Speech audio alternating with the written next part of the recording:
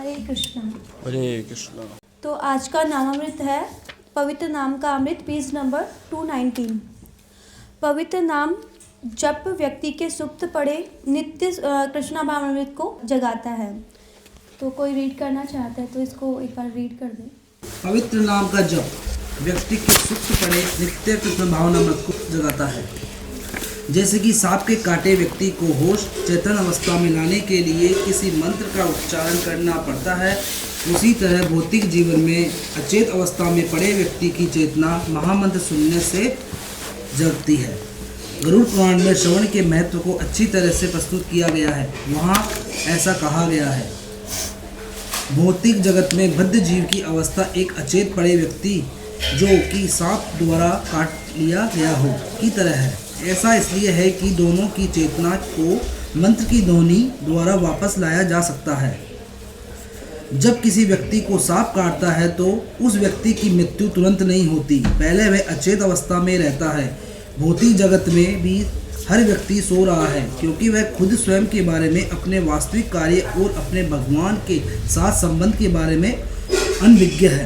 अतः भौतिक जीवन का अर्थ है कि व्यक्ति माया रूपी सांप द्वारा काटा गया है और इस प्रकार कृष्ण भावनामृत के अभाव में वह मृत के समान है।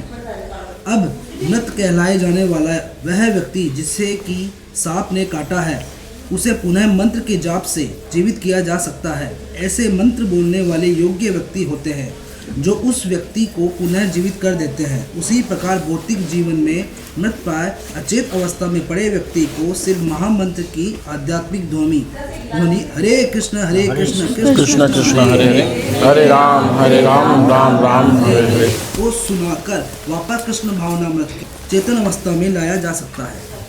Hare Krishna. Thank you so much. तो हमने सुना और जो भी मैं बोलूँगी मैं अपने गुरु कृपा से, प्रभुपाद की कृपा से बोलूँगी। अगर मुझसे थोड़ा गलत हो एक्सप्लेन करने में गलती हो जाए तो क्षमा करना। तो यहाँ पे इसका रेफरेंस दिया गया है भक्ति रसामृत सिंधु से। तो इसमें बताते हैं कि कृष्णा भावनामृत की प्रगति के लिए यह सुनना श्रवण अत्यंत महत्वपूर्ण बताया गया है। यानी कि जो सुनने की प्रक्रिया है वो बहुत महत्वपूर्ण है। सुनने से क्या होता है, एक कान ऐसी इंद्रिय है हमारी कि वो अगर हम सोते भी रहेंगे तो भी जागृत रहेगी, यानी एक्टिव रहेगी, वो सक्रिय रहेगी। सोता हुआ व्यक्ति भी सुनेगा। जैसे अलार्म लगा के सोते हैं ना हम लोग, यानी कि हमारे कान ऐसे हैं कि हम सोते हुए भी श्रवण कर सकते हैं। तो इसमें आगे बताते हैं प्रभुपाद जी कि जब कोई अपने कानों से दिव्य ध्वनि ग्रहण करता है तो वह तुरंत शुद्ध हो जाता है और उसका हृदय भी विमल हो जाता है। यानी विमल यानी पवित्र या शुद्ध हो जाता है। जब हम अपने कानों से श्रवण करते हैं तो हमारा, जैसे बोलते हैं ना कि एक मुंह से बोलो और कान से सुनो।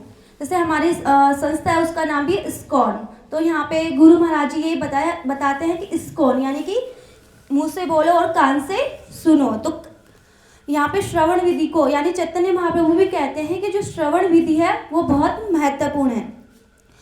ये कलुषित आत्मा को धो डालता है। यानी कि जो हम इस भौतिक जगत में आए, भौतिक जगत में आके जो प्रकृति के तीन गुण हैं उनसे प्रभावित होकर हम क्या हो गए, ये आत्मा क्या हो गई, कलुषित हो गई। और इसको कैसे हम क्लीन करेंगे, कैसे इसको मार्जन करेंगे? तो जब हम श्रवण करेंगे, भगवान के नाम का कीर्तन करेंगे, गान करेंगे और उसको कानों के माध्यम से श्रवण करेंगे तो क्या होगा, ये जो कलुषित आत्मा है ये मलिन हो गई इस भौतिक जगत में आके, तो क्या होगा, धीरे धीरे उसको मार्जन होगा, धीरे धीरे वो क्या होगी, पवित्र होगी। तो आगे इसमें बताया गया है, आगे गरुड़ पुराण से श्रवण पर बड़े ही सुंदर ढंग से बल दिया गया है कि इस भौतिक जगत में बद्ध जीव की दशा वैसी है जैसे एक सांप के द्वारा काटे गए अचेत पड़े व्यक्ति की। ऐसा इसलिए है क्योंकि दोनों अचेत अवस्थाओं में मंत्र ध्वनि ध्वनि से समाप्त हो जाती है। यानी कि हम देखते हैं कई बार किसी को सांप काट देता है तो उसको वो मतलब सांप काटते ही क्या होता है, तुरंत मृत्यु नहीं हो जाता, वो क्या हो जाता है, अचेत हो जाता है। और उसको वापस उसको सचेत करने के लिए क्या करना होता है, एक मंत्र बोला जाता है। जब उसको मंत्र सुनाएंगे, यानी कि वो तो मूर्छित पड़ा है लेकिन उनके कान के हैं वो अभी एक्टिव है, सक्रिय है। तो कानों के माध्यम से जब वो मंत्र को सुनेगा तो जब मंत्र को सुनेगा तो वो क्या होगा, पुनः जीवित हो जाएगा। यानी एक तो मृत्यु पड़ा रहेगा वैसे तो, लेकिन जब कोई उसको मंत्र सुनाएगा वैसे ही वो पुनः जीवित हो जाएगा। तो ऐसे ही हम इसको कलयुग में प्रभुपाद जी बताते हैं, जब हम इस कलयुग में आए तो षड्विकार रूपी जो माया रूपी सर्प है वो हमने डस लिया। तो उसने डस लिया कैसे, कौन कौन से, काम, क्रोध, लोभ, मोह, मद, मत्सरी, ये माया रूपी जो सर्प रूपी उसने हमें डस लिया और उससे हम क्या हो गए, कलुषित हो गए। और जो भगवान से हमारा साक्षात संबंध है उसको हम क्या भूल गए, कि हमारा भगवान से जो संबंध है उसको हम भूल गए।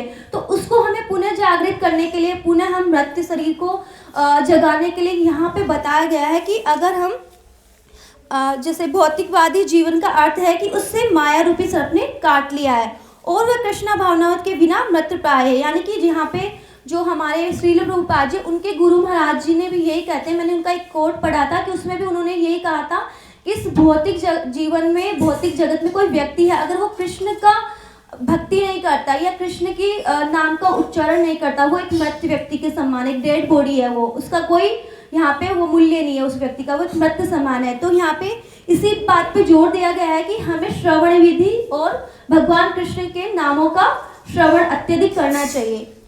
तो आगे इसमें बताते हैं कि जो ये चमत्कार कर सकता है, यानी कि ये जो महामंत्र है वो एक चमत्कार कर सकता है। हमारा जो कलुषित मन है, हमारी आत्मा एक कलुषित हो गई है, उसको क्या कर सकता है, चमत्कार करके उसको पवित्र कर सकता है। इसी प्रकार भौतिक जीवन की मृत्यु अचेतना अवस्था में मनुष्य को महामंत्र का जाप करना चाहिए। हरे कृष्णा कृष्ण कृष्ण हरे हरे, हरे राम राम राम हरे हरे। और जब हम इस हरे कृष्ण महामंत्र का जाप करेंगे तो हम पूर्ण रूप से कृष्णा भावना भावित हो जाएंगे और जो हमारा भगवान कृष्ण से साक्षात संबंध है, जो हम उनके अंश है, दास है, वो हमें पुनः याद आएगा और हम क्या करेंगे, कृष्ण भावना भावित हो जाएंगे। हरे कृष्ण। हरे कृष्णा।